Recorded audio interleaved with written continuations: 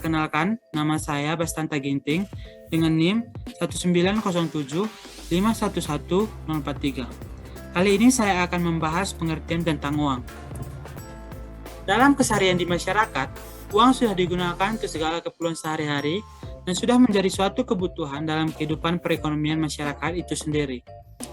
Para ahli sampai saat ini juga belum mendapatkan kesesuaian pandangan tentang pengertian uang secara definitif. Hal itu mungkin ditimbulkan oleh titik pandangan yang berbeda-beda. Menurut Kamus Besar Bahasa Indonesia, pengertian uang ialah alat penukar atau standar pengukur nilai dalam kesatuan hitungan yang sah yang dikeluarkan oleh pemerintah suatu negara berupa uang kertas, emas, perak, atau uang lain yang dicetak dengan bentuk atau gambar tertentu. Berikut beberapa pengertian uang menurut beberapa ahli. Yang pertama ialah dari Robertson dalam bukunya Money, mendefinisikan uang sebagai segala sesuatu yang umum diterima dalam pembayaran barang-barang. Dan yang kedua ya ada dari R.S. Shire dalam bukunya Modern Banking, yang mengartikan uang sebagai segala sesuatu yang umum diterima sebagai pembayaran utang. Yang ketiga ada dari Albert Gilliard Hart dalam bukunya berjudul Money, Debit and Economic Activity, mengatakan uang adalah kekayaan dengan mana si empunyanya dapat melunaskan utangnya dalam jumlah tertentu pada waktu itu juga.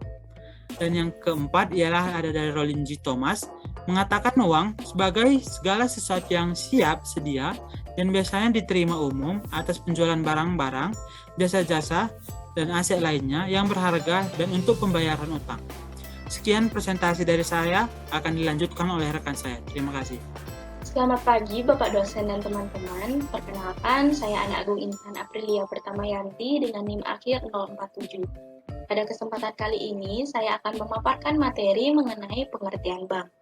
Sebelumnya, teman-teman pasti sudah sering datang atau mengunjungi bank. Dan yang pasti sudah nggak asing lagi nih dengan bank-bank yang sering dikunjungi, baik itu bank swasta maupun bank negeri.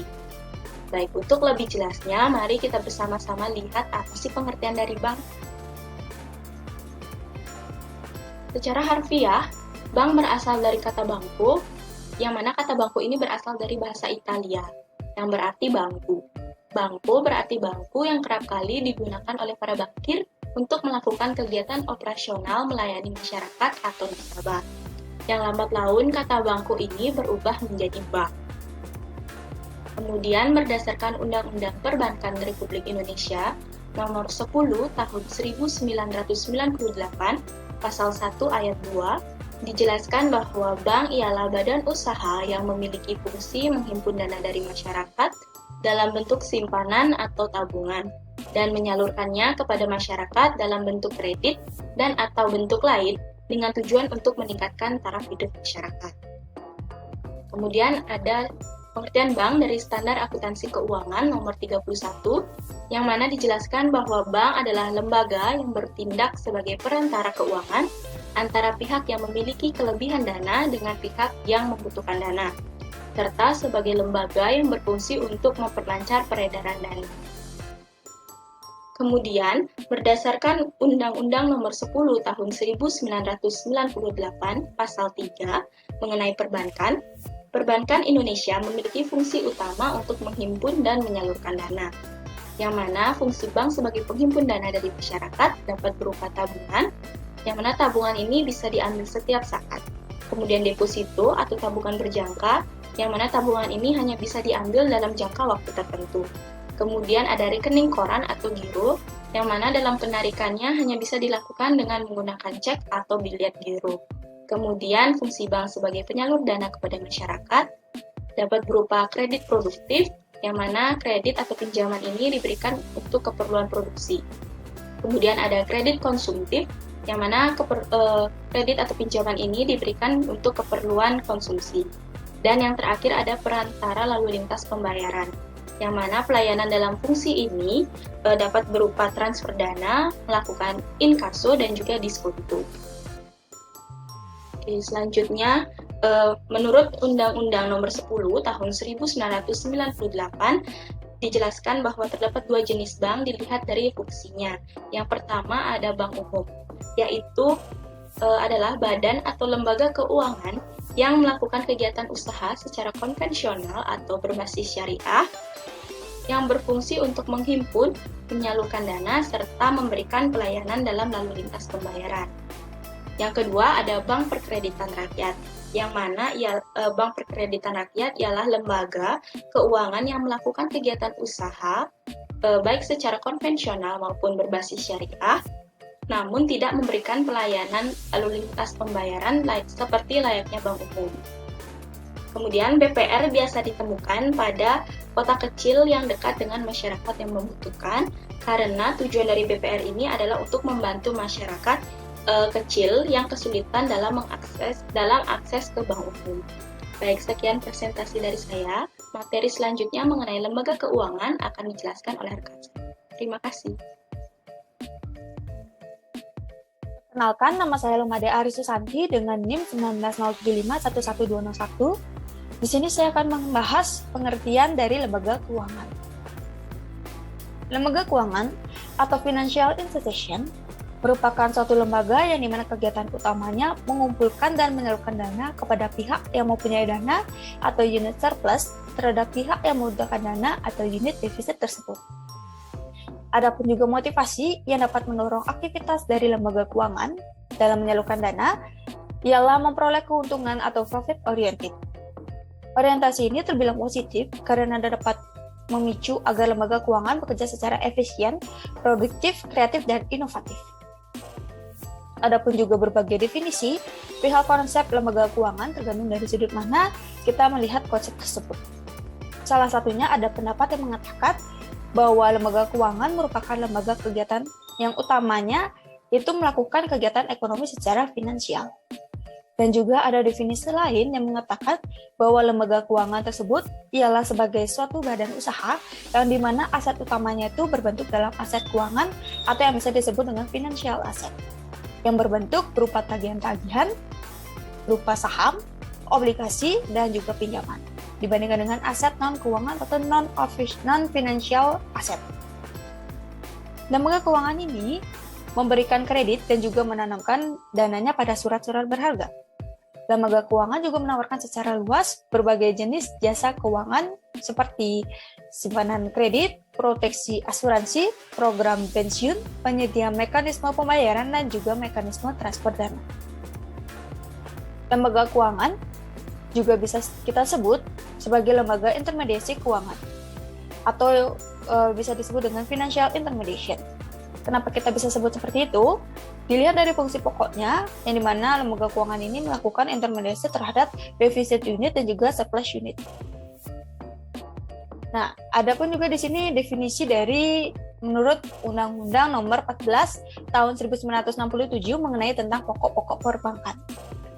Di dalam undang-undang ini didefinisikan lembaga keuangan ialah semua badan yang melalui kegiatan-kegiatannya di bidang ekonomi dalam menarik uang dari masyarakat, lalu menyalurkan kembali uang tersebut kepada masyarakat.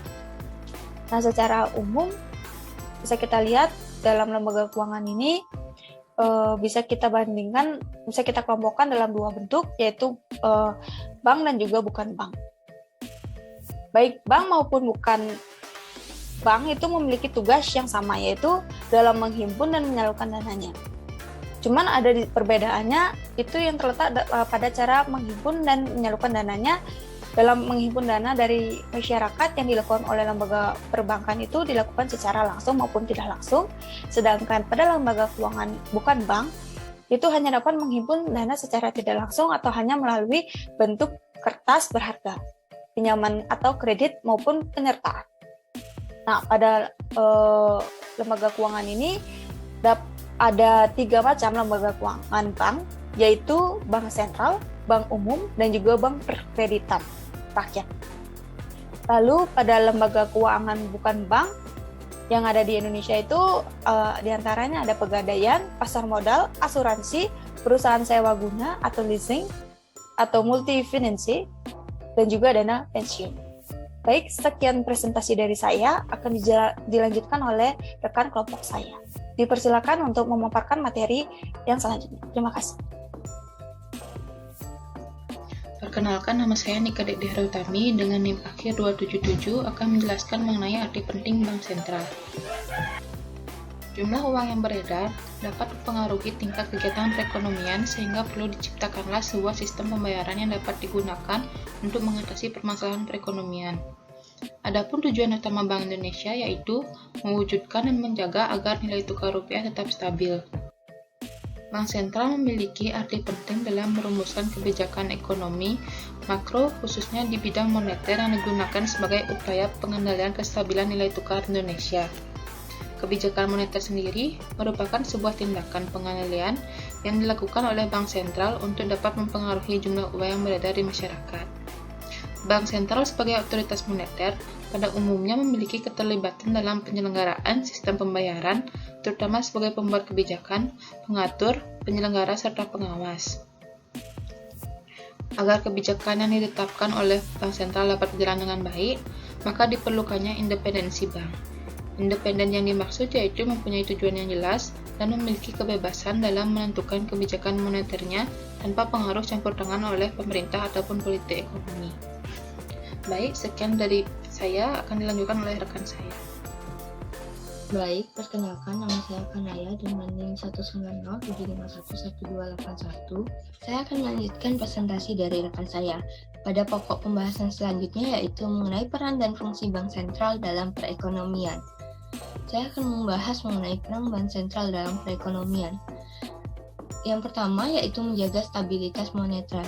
Bank sentral bertugas untuk menjaga stabilitas moneter dengan cara menetapkan kebijakan moneter secara tepat dan berimbang melalui instrumen suku bunga dan operasi pasar terbuka.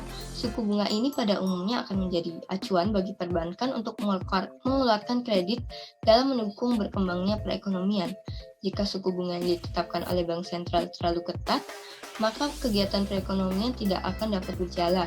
Begitu pula sebaliknya, jika suku bunga yang ditetapkan terlalu longgar, maka mengakibatkan banyak penyelewengan dan pelanggaran yang berakibat negatif terhadap perekonomian.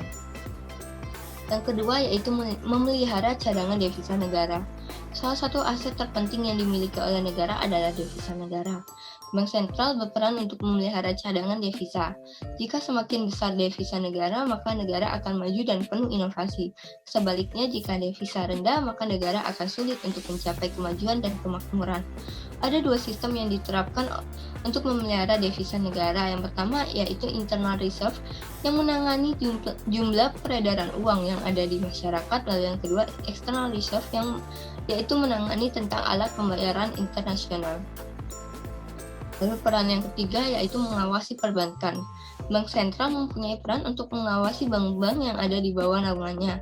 Bank sentral melakukan pengawasan dengan dua cara, yaitu yang pertama prudential supervision, dengan melakukan pengawasan yang bertujuan untuk mengarahkan para individu yang ada dalam bank tersebut mendapatkan penjagaan atas keberlangsungan hidupnya sehingga kepentingan masyarakat pun bisa terlindungi. Lalu yang kedua monetary supervision, yaitu berfungsi untuk melakukan pengawasan terhadap nilai mata uang suatu negara sehingga bank tersebut bisa menjadi penopang kebijakan moneter maupun kebijakan pemerintah lainnya. Yang keempat yaitu mengawasi kinerja lembaga keuangan. Sebagai lembaga keuangan, perbankan menjadi pintu gerbang semua kalangan dalam melakukan kegiatan perekonomian. Bank sentral mempunyai peranan untuk mengawasi dan menentukan regulasi yang tepat serta penegakan hukum atas lembaga keuangan sehingga tercipta dan terjaga lembaga keuangan yang sehat dan berkinerja baik. Yang kelima yaitu mengatur dan menjaga kelancaran sistem pembayaran. Gagal bayar merupakan hal yang sering terjadi dan mengganggu kelancaran sistem pembayaran. Bank sentral menerapkan beberapa cara dalam sistem pembayaran untuk mengatasi hal tersebut. Yang pertama yaitu sistem real-time gross settlement yang merupakan suatu sistem pembayaran yang tersistem yang bersifat real-time dan akan berimbas pada peningkatan keamanan dan kecepatan serta ketepatan sistem pembayaran. Yang kedua yaitu melakukan pengawasan dan mengidentifikasi potensi risiko yang ada dalam sistem pembayaran secara rutin. Yang keenam adalah sebagai jaring pengaman sistem keuangan. Bank sentral memiliki fungsi sebagai jaring pengaman sistem keuangan melalui fungsi bank sentral sebagai lender of the last resort.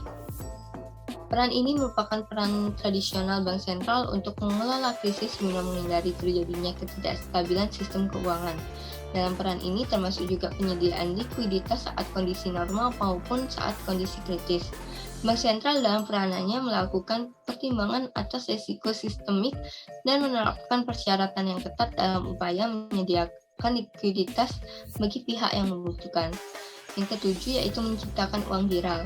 Satu-satunya lembaga yang berhak untuk merancang, membuat, dan mencetak serta mengatur peredaran uang adalah Bank Sentral.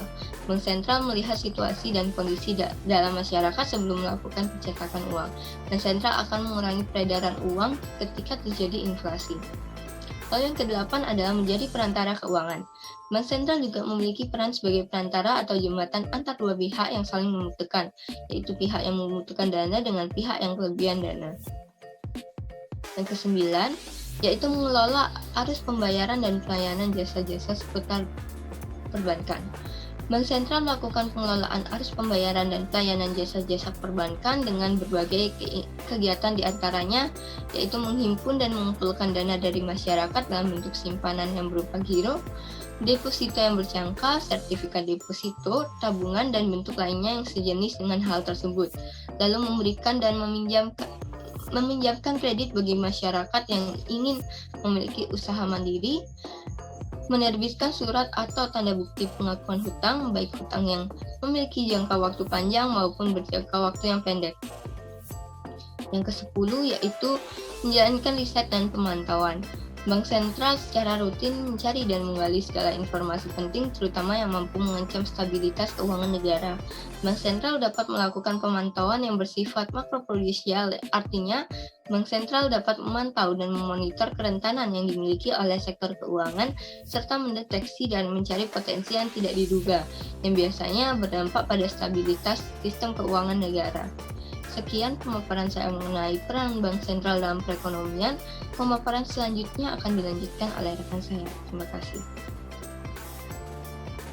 Kenalkan, nama saya Kadek Bagus Reza Prayoga dengan NIM 20075111225. Saya akan membahas tentang fungsi Bank Sentral. Yang pertama, memperlancar lalu lintas pembayaran.